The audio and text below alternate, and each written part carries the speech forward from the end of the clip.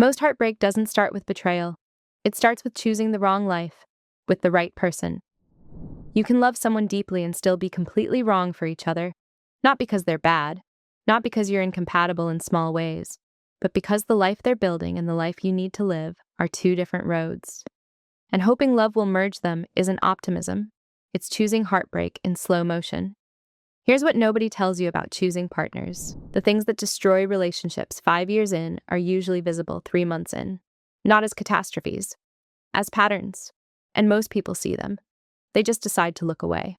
Not because they're stupid, because they're in love. If you stay with me, you'll see why treating partner selection like a business decision isn't cold. It's the most loving thing you can do for your future self. When people hear, choose your partner like a business deal, they imagine something clinical. Spreadsheets, checklists, no romance. That's not what this means. It means something simpler.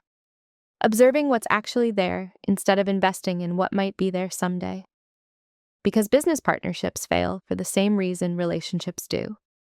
People commit to potential instead of performance. If you were hiring someone to help run your life for 30 years, you wouldn't choose based on butterflies. You'd want to see evidence. But in dating, people feel chemistry and assume everything else will work itself out. Here's a test most people fail without knowing they're being tested. 3 months in, you're exhausted from work. You come home. Groceries still need to be bought. Dinner isn't happening unless someone moves.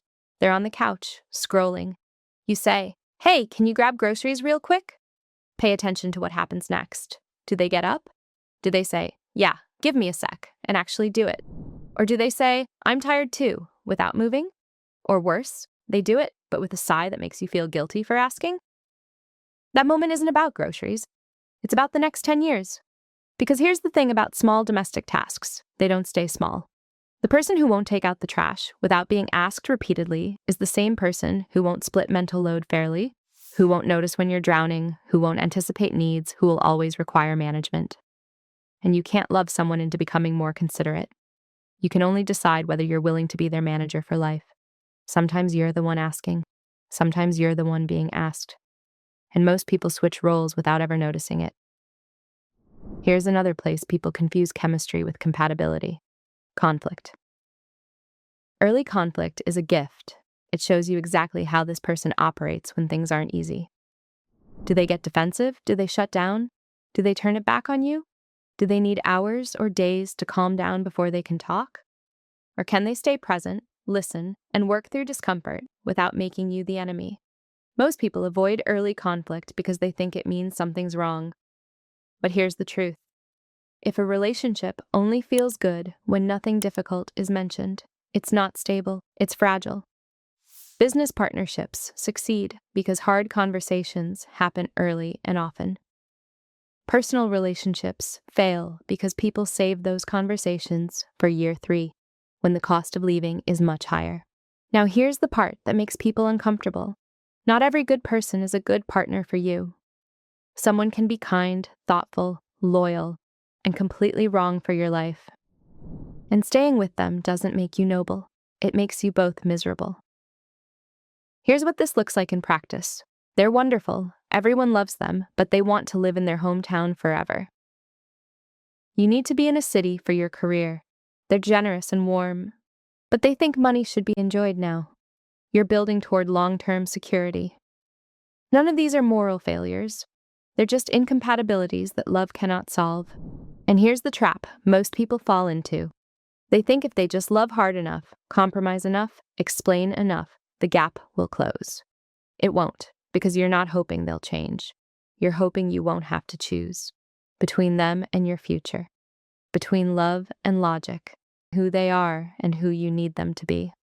That hope isn't optimism, it's avoidance, and it costs years.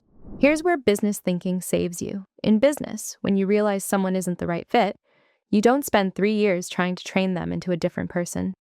You acknowledge the mismatch and move on, not with cruelty, with clarity, but in relationships, people do the opposite. Year 1, they'll grow into it. Year 2, they're trying. Year 3, I've invested so much already.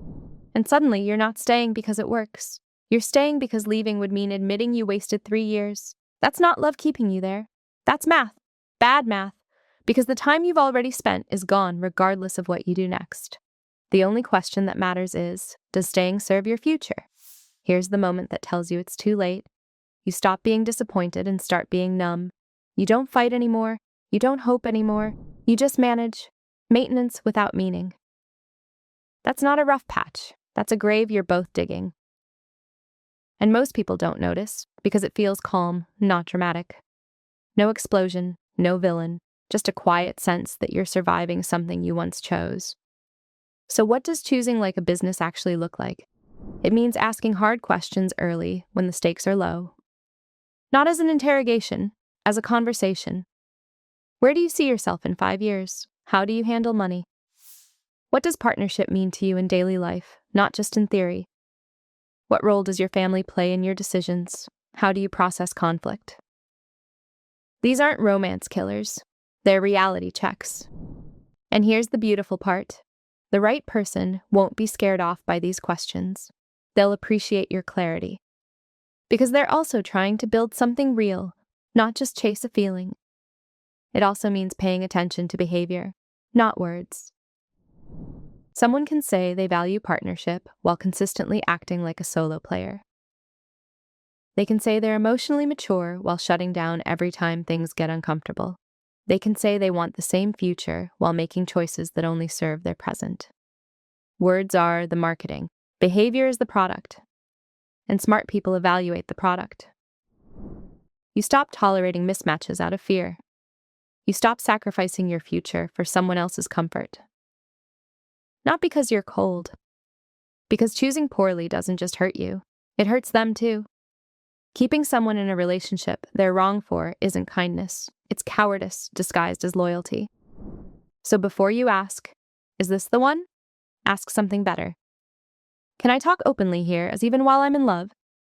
Do I feel more myself or less? Am I building toward my goals or negotiating them away? If the answers make you uncomfortable, that's not a timing issue. That's information. And smart people learn to listen to it before heartbreak teaches the lesson for them. Nothing changes because you finally picked the right person. Everything changes when you stop ignoring what you already see. The trash they don't take out. The conflict they avoid. The future they describe that doesn't include your dreams. That's not a phase. That's information. And business people don't ignore data just because they're emotionally invested. You're not looking for perfect. You're looking for someone whose existing patterns don't require you to abandon yourself. That's not a business deal. That's basic self-respect. And it's the difference between love that drains you and partnership that sustains you.